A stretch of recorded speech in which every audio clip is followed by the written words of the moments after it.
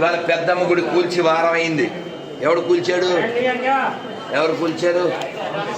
గవర్నమెంటే. ఓ మసీదు గోడ ముడుతుందా? రోడ్ల మీద ఎన్ని కట్టారు, చర్చిలు ఎన్ని కట్టారు అక్కర్లేనివి. ఈ దేశానికి దేవాలయం వల్ల మాత్రమే డబ్బులు వస్తాయి తెలుసా?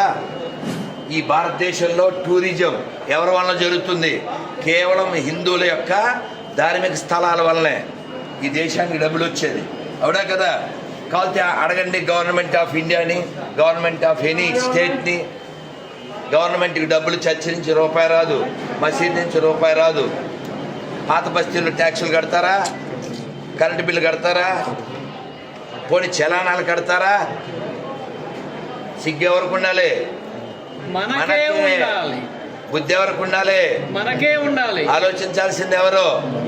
మాట్లాడాల్సింది ఎవరు? మాట్లాడాల్సింది ఎవరు? పరిశీలించాల్సింది ఎవరు? ఇవన్నీ చేయకపోతే నాశనం అయ్యేది ఎవరు?